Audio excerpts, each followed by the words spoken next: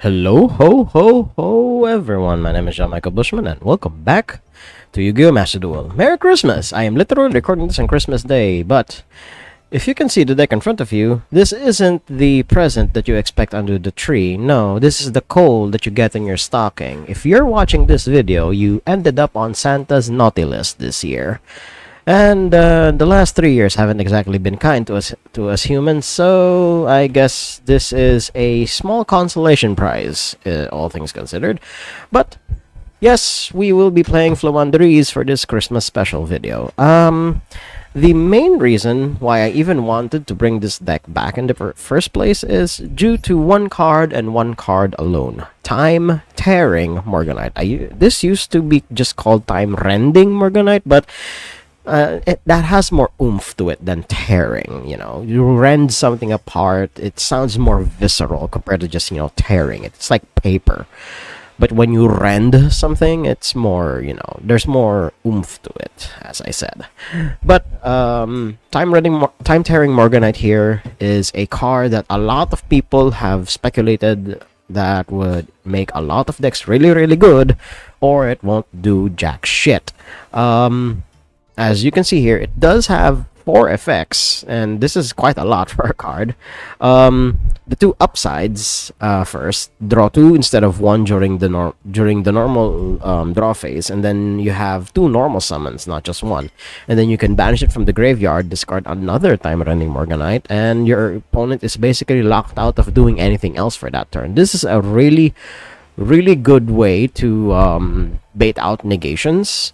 And the first couple of effects, you cannot Ash Blossom that. It's just a blanket effect that just stays for the rest of the duel, and your opponent is extremely powerless to stop this.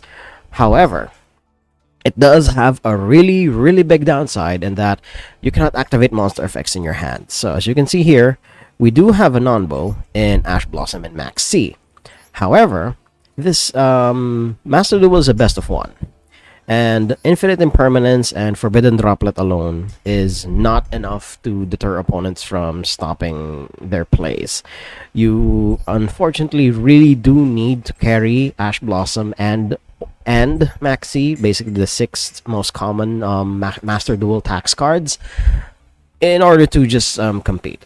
And of course, triple tactics thrust as a way to get the normal spells. And there are a bunch of good targets. Infinite Impermanence being one of them. There's also equalizers like Evenly Matched, and of course the now searchable triple tactics talent. I used to run 3 talent because I didn't believe in the power of thrust at first. But the more I played with it, the more that I realized that this card is definitely as good as people advertise it to be. I mean, the guy in the art is literally holding the fan thing that is being presented here in Triple Tactics Talent, and I'm pretty sure I don't think it's the same guy. No, it's the same guy, just the color scheme looks different because of he is wearing black armor, but I'm being pedantic here. But the other deck, apart from Flawanderies, that Time Tearing Morgan is going to be in, and I have already been seeing it, are stun decks. The anti-meta, one bad day deck, as most people tend to call it. It sees a lot of play there. So if Mystic Mine were still legal, Time Tearing Morganite would definitely be in the deck.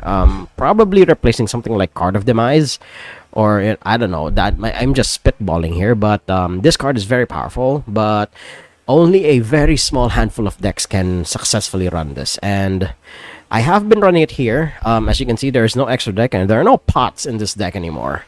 In the empty spots, Snowl, basically the Snow Owl, as you can see, literally here in the back. That's not the ones in the front. Is not Snowl, it's the one here, and Snowl is a lot bigger than people see because there's a zoom in of Snowl.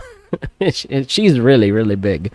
So yeah, this is basically ever since MPen was limited to 1, people are hard pressed to fill out the empty slots that MPen used to fill.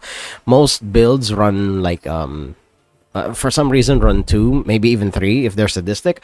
But M-Pen is really bricky, especially if you don't set up your board. So that's why having a good spread of basically silver bullets, and the Ryza lock is still like pretty goddamn viable, especially and more deadly if you have unexplored winds to complement it. It's like removing 3 to 4 cards all at once, and it's amazing. It's an amazing feeling. But we're going to see in action, hopefully, in this video, the power of Time-Tearing Morganite, and what it does in this deck. There are still no pots. I'm still considering reverting back to a more pot-centric build, but Morganite is decent enough, and I mean, this deck is, you know, as if you guys remember from a couple of formats ago, this deck can be bricky, because if you don't draw into any of the small birds, you're pretty much screwed, and especially if you don't draw into the 2 most important ones, you're pretty screwed. But Morganite has gotten me out of a lot of situations, surprisingly. So there's that. So without any further babbling, let's fly back around the world. Hopefully before the New Year's. Won the die roll with this one, so that'll be really, really Gucci. And also, a lot of new stuff came by the shop in celebration of Yu-Gi-Oh's 25th anniversary, and this is one of them, the Slifer the Sky Dragon Field. But now we're going to show our opponent the biggest flex they will ever see, using Time-Tearing Morganite there. Now, we don't have Robina, which is exactly who we need to make this hand a lot better. So we should gamble a little, maybe just a little. We're going to send back Tokan here. I think we should also send. I mean, we could literally high roll this to high heaven and die on the spot, because that's exactly what I deserve as a Fluanderies player, and we got it. But we got trolled. We got trolled anyway. So yeah, we're gonna skip our turn here. We'll just set infinite impermanence, and yeah, this basically the same stuff that stops Kashtira and Pearly, or stop Fluanderies just as well. So we're gonna pass here. But at the very least, we have Morganite to hopefully help us recover over the succeeding turns. And we're gonna find out now. Wait, does Droll for the rest of this turn? All right, cool. So he does that. Martha, okay. It's his turn too. Oh dear, why can't I? All right, because I activated Morganite. Right, I forgot about that. Then we don't need to do that. I wondered why I can't activate Maxi. Right, because I activated Morganite already. Yeah, that's the biggest flaw that the Morganite build has, is once you activate it, you've pretty much locked out like 6 cards out of your deck. You basically have 6 total bricks that you can only use either as defense walls. Well, actually, no, they really are only just defense walls. But it's serviceable when it needs to be. But yeah, this is like the fail rate right here. Declare, negate an effect. So yeah, before that happens, yeah, we're gonna target Michaelis before she does her thing, but I'm assuming she's going to do it now, and I am very, very pessimistic about my chances here. So we're pretty much done here, unless my opponent messes up somehow, or I somehow manage to get back, and somehow make a comeback. But I highly doubt it, because Exorcisters, you know, it's a fan favorite deck because, you know, it's a waifu archetype, but it just falls just a little short of what it's truly capable of. So we're just gonna cut to the next interesting point, or worst case scenario, we just move on to the next duel. Okay, so a small update here. I think my opponent may have messed up somewhere, because they were able to mount a pretty goddamn good offensive the first time around, and they eventually petered out. They literally just petered out. They only have 2 cards in hand to my massive, I guess, well, technically it's a 7-card hand at this point, and my opponent has not been able to recover, like, at all. It's amazing. Good God, the power of time-rending Morganite showing off pretty strong here. Like, oh, Jesus Christ. My God. Time-rending Morganite showing why it can be a powerful card that will bury your opponent in card advantage, especially when used in the right deck. And it's amazing. It's showing off a lot. It's doing a lot of goddamn work right now, I'll tell you guys that much. Like, Jesus Christ. I have buried my opponent in cards here. and there hasn't really been anything they can do about it, and it's amazing. So I'm just going to do the bird combos here. I have been doing. I basically just patiently waited for my opponent to do their thing, and now they're getting all this. And it's insane. Oh my god. And we can even go further beyond. We can even flex on them. Holy shit.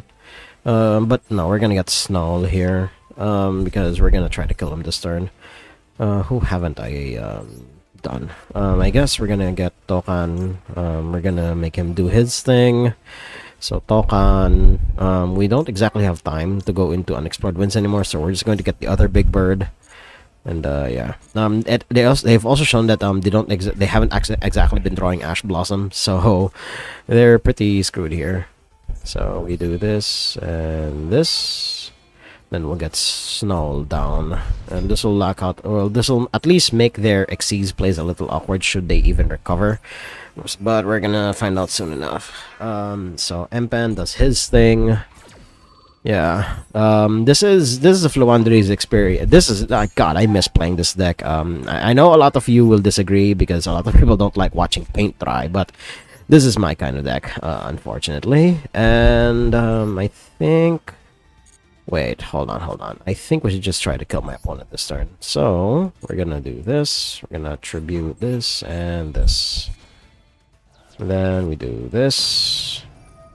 Then we'll just bounce this, and then we will return. I think we should just return Imperm, honestly. Then that'll be our draw. Yeah, that'll be good. And then we could get Snow down, but I think we just need Eaglin so that we can get our numbers up even higher. Yeah. Eaglin and Robina. I know this isn't optimal, but I think my opponent is like going to be down for the count here. So we're gonna attack with the small birds first, just in case they run something like Battle Fader, which is always a possibility. You never know in best of one here on Master Duel. So we do this and then this, and I believe yes. All right, we did need to bring down the small birds just in case my math was off, but yeah. That deck, that win, not the deck, but that win was carried on the back of time-rending Morganite, just burying my opponent in incidental card advantage over time, and I won out in the end. And when Exorcister peters out, unfortunately, they peter out pretty goddamn hard. So that's scratch one up. That's scratch one feather up for the birds. Let's move on to the next duel. Okay, won this die roll. So let's see what my opponent has for us. He has the fusion mate base, so that's something. But I'm going first, and we don't have a max C, so we're gonna be screwed if my opponent tries to do anything. Tries to do something busted here. Whenever characters pass back to them, and they're carrying a 60 card deck, so they could literally have anything up there. So we're gonna find out first. We're gonna use Unexplored Winds. This is a soft break. Yes, that's fine. That is to be expected because Max C is dead in this matchup. Oh my god. So we're gonna use this. And do you have the Ash Blossom? I highly doubt you do because you're a 60 card deck. We only need one. So alright, and that was the right choice. And there we go. Now we're off to the races. Unless of course my opponent has Ash Blossom anywhere here, but we are sort of protected from it anyway. So we're gonna banish Robina and basically get all of our birds into rotation here. And yeah, I believe we have this sort of in the bag, unless of course my opponent has something here, but it's a 60 card deck, so any amount of magic my opponent could have is always a possibility. So we get Eaglin, we're gonna search Empan. This has always been and will always be the play. Empan is almost always the correct first choice, and then just search up any of your other birds as recovery to as silver bullets for later on in the matchup. But for now, Empan is still the king. So we sacrifice these two. They're gonna fly away for a bit. We'll call them back later. Then he searches a thing. We're just going to search recovery for later. And yeah, that's a very eventful turn one for Fluanderies without even without time running Morganite. But Ash Blossom would have collapsed that entire hand wholeheartedly. So we're gonna set this, and we're gonna should we set the evenly matched? I believe we should. Wait, does this just banish a card? Any card, right? Yeah, it just banishes a card. So evenly matched, we're gonna keep that in hand for later. No. We should make it bait. I don't want this to be removed. I don't want what's the name of this card again? I don't want Advent to be removed prematurely. And yeah, we're pretty set up for whatever board my opponent could potentially have. 60 card deck, literally anything could be in there. All right, it's 60 card branded. So let's see what they're cooking up today, or it just could be it could just be branded dragons, which is always a possibility. So sending a retribution is just a very roundabout way to search. That is to be expected. Then there we go. Yep, branded regained. Yeah, typical branded stuff here on Master Duel. So let's see what else my opponent has here. He cannot set anything to attack. I have seen opponents make that mistake because they haven't seen Floanderies in a long ass while. So they're gonna be in for quite a ride if they forget that M-Pen stops effects from activating if you summon your monster in attack position. So there's that. My opponent is likely just mathing their way through this board, trying to see if they can stop anything. Oh, just before end of main phase. Oh no, my opponent has nothing. Are you sure about that? All right. We're gonna do this now then. All right. Unless of course this is just a way to bait stuff out, which is also a tactic that a lot of people use against Fluanderies players, where they move to the battle phase. But he can't exactly use evenly matched now because he set a card up on the board. So we're gonna see what else he's gonna do here. Let's click on Blue Eyes here. Yes, he's surprised. What about the frog? I mean, I already got the Hungry Burger Mate, which is mandatory for everybody for any Yugi boomer here who plays this game. And yeah. Go on. Use your Max C. That's not really going to do anything in this matchup, because all I do is normal summon. Do you have anything spicy in the graveyard? Does this do anything in the graveyard? I think this has the graveyard effect. You can banish this card from your graveyard. Yes. All right. That's all I needed to know. You can banish this card from your graveyard. When I saw those words, my mind went, "Oop, you don't want that here. We don't do that around here." All right. We're gonna banish that, and just to chain block it. And I don't know, for whatever reason, we're gonna use Robina here. Although I think I should have saved it for Eaglin instead, but we've already committed to the bit, so we're gonna see what happens here. Then we're gonna get Eaglin down, and unprotected Eaglin is always bad, but excuse me, my opponent's not doing so, so we're gonna do it this way then. Yes, we're gonna use Unexplored Winds, we're gonna get rid of that, and we're gonna get rid of this. And because my opponent has not set anything up quite yet, we're not going to go for the Rizalock. We're just going to get Apex Avian here, which I got. I believe this is the shiny. Yeah, this is the shiny version. My original copy was non-foil, and now I got a glossy version. No prismatic Apex Avian yet. That would have really pushed me over the edge. But yeah, okay, just end phase. All right, passing the turn back. All right, so I'm gonna skip the next couple of points here. I could just win. It's always a possibility. I could just win right here, right now. But unless my opponent has something here in their 60 card deck that can stop whatever it is I'm doing, we're just gonna skip to the next duel. Or if my opponent does do something interesting, we're gonna cut to that point instead. Oh no, an Ash Blossom! Whatever shall I do? Nah, sure, that's fine. You drew an Ash Blossom after like 3 turns of flopping around. So yeah, either we skip the next interesting point, or we just skip the next duel, because my opponent cannot draw jack shit. So I'll see you guys there. Well, that previous duel was a really long and grueling one. But now we have this. Alright, the non-bow once again rearing its ugly head. Oh boy. But it's at least a good way to bait out whatever bullshit my opponent could potentially have. Now that I think about it, should I just skip to my opponent's turn? Which is really, really interesting. Alright, sure. We're gonna skip to my opponent's turn then. We're not in a rush here. So we're gonna find out if my opponent has anything here in their, oh my god, almost 50 card deck. So we're gonna use Maxi here while we still can before we activate Morganite, because we literally do not know the matchup. So okay, they had the Ash Blossom, so the perfect counter to a Maxi. Sure, that's completely fine. Maxi does its thing. Standby phase, main phase. All right. Let's see what else my opponent potentially has. So that's one. All right, Chaos Space. So this is a wombo combo dragon deck. So we're gonna need to use Infinite Impermanence really sparingly here, more than the other cards that we have. So we're gonna. Oop, Doggo is angry. Oh no!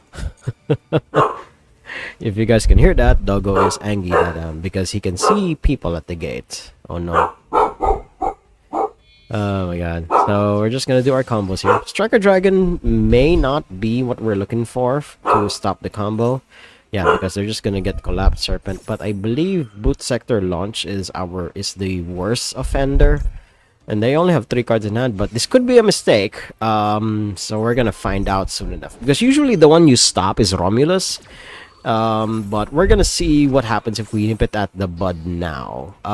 Yeah, Striker Dragon is still at 3 copies here, while I believe in one of the, if it's not in the OCGs, in the TCG, where this guy is limited to 1.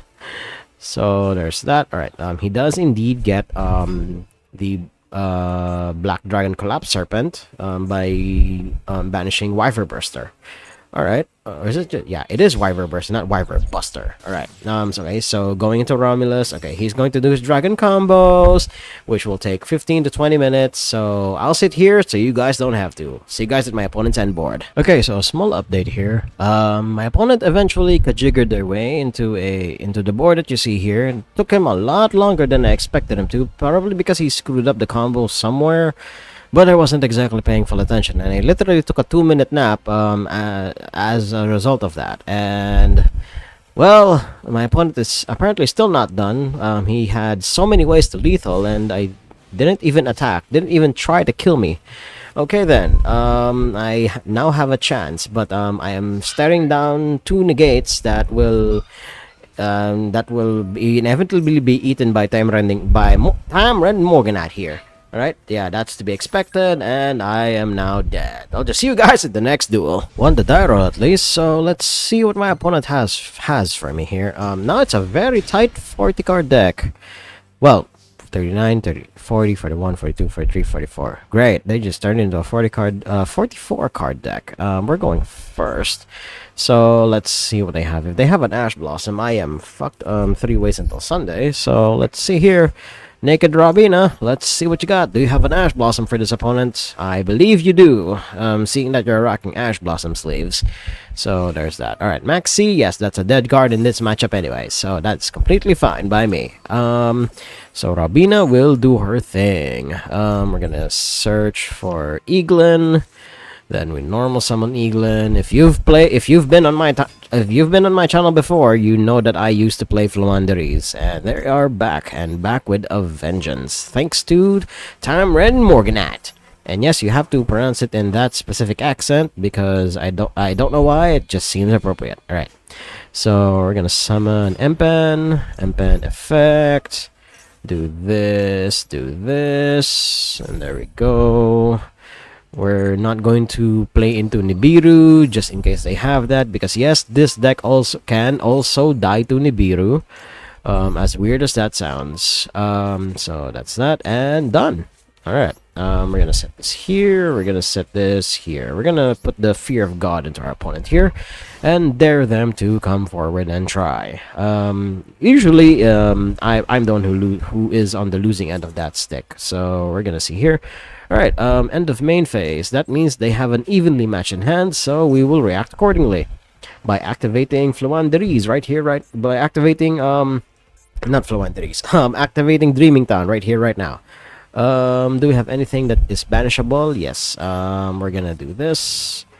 Then we do that. We're gonna banish his Maxi because we can. There we go. Then Strix will do his thing unless he has something here. It's always a possibility. I think he would have used it by now. Is it Effect Veiler? I don't know, but we will find out soon enough. Yes, I would like to normal summon something, and yes, I will get Apex Avian should my opponent allow this, but whenever priority is passed back, that shows that, okay, they still don't have anything. Alright, we're gonna get Apex Avian down because they very obviously have something to completely shut down my day here. So Apex Avian, then we'll just get Strix back into hand. There we go. What say you with your evenly matched now opponent? Unless it's not evenly matched, it's in your hand at all. So we're gonna find out soon enough. Opponent, do you go to battle phase and then end of battle phase? Unless this is that was just a bait and switch, which is always a possibility. But I have 2 negates at the ready for you, and I have something that will completely stop any of your special summon effects that are in attack position. So we're gonna see if my opponent has something. All right, end battle phase, end of battle phase. Do you have the evenly match? All right, I see the E. All right, that is to be expected and properly baited. All right, cool. So Apex Avian, we're gonna negate that unless he has a second, in which case I am more than happy to pitch away the Infinite Impermanence because Empen is way too important for this matchup. Alright, sure. Let's see what else my opponent has here. Okay, pressure plant rate such, sure. But his link lines are not active though, so I am not quite sure what my opponent is going to do here. We're gonna find out soon enough. Alright, setting Fenrir to defense, that is to be expected because he has nothing else here, and we will negate that. I told you, opponent, I was ready. I had 2 negates. They were ready for you. Alright, let's see. Unless you have cross-out designator, which is also a possibility. Come on, opponent. Opponent, let's see what you got. Let's see what you got. Alright, oh, it's Runix. Alright, special summon the Runic. That is completely fine. Sure, sure, sure. So this is this the Bestial Runic deck with a small splash of Kashtira? Okay, okay, okay. I have heard of Bestial Runic, which, as MBT described, a deck that is full of small synergies that somehow all make a coherent deck. So there's that. Alright, gain 1,000, that is fine, but they don't have the fountain, so that is good in my books. Alright, we don't have an extra deck, but my cards are not exactly safe here. Here's what we're gonna do. We're gonna have to bait out this Fenrir more than anything else. So what we're gonna do is we're gonna sacrifice Empen. We're gonna put Ryza here.